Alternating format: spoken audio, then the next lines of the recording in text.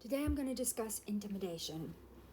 Let's start with the definition. Intimidation is generally thought to involve any behavior where you feel that unless you agree with that person or that organization, you will suffer some form of physical or mental harm. The lines are very blurred about intimidation and healthcare because we don't generally expect doctors and nurses to force us into obeying their treatment plans on the one hand, but on the other hand, because they're experts in health treatment and they often perform procedures that may be considered to be invasive or for our own good, that there's very blurred lines between what is good healthcare and what is intimidation.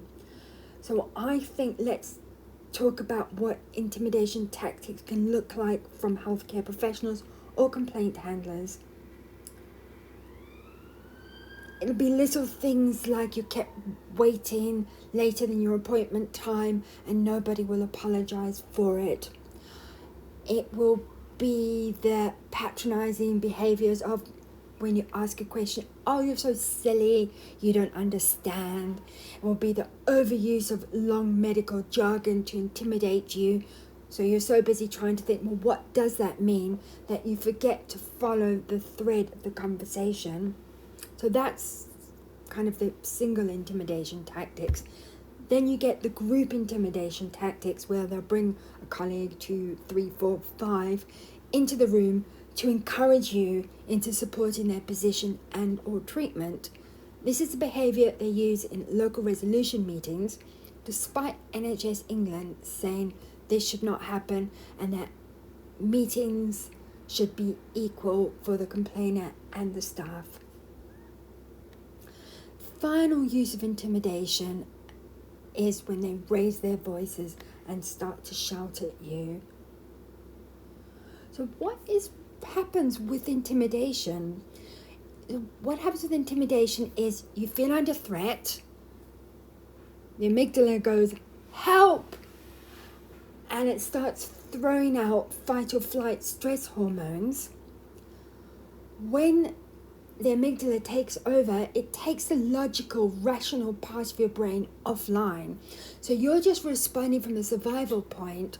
So not only are you being intimidated, you also can't rationally argue your case because you're trying to survive.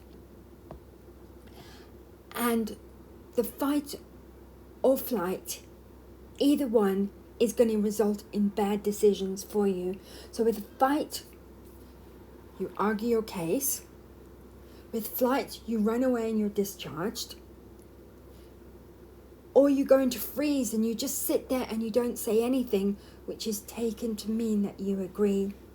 Just to go back to the fight system, when you respond in the fight stress mode, that's exactly where they want you to be, because then they can discredit you and say, you see, this person is unreasonable or their behavior is unacceptable. So how do you deal with intimidation? I think the first thing is we don't do professional deference ever. Trust is not automatic right, they need to learn it. The second thing is that we really need to get away from this culture of they're angels, they're saints. No, they're healthcare professionals, they're paid to do a job. Finally, we really need to start moving towards a collaboration in healthcare, or the co-design as NHS England is talking about it, where both parties go in and they come together and find a meeting point for the best treatment outcome, as they respect that both parties are experts in this field of your healthcare, just coming at it from different perspectives. Remember, you've done nothing wrong. You need to stand tall. You don't need to be intimidated. You have every right to ask questions. Good luck.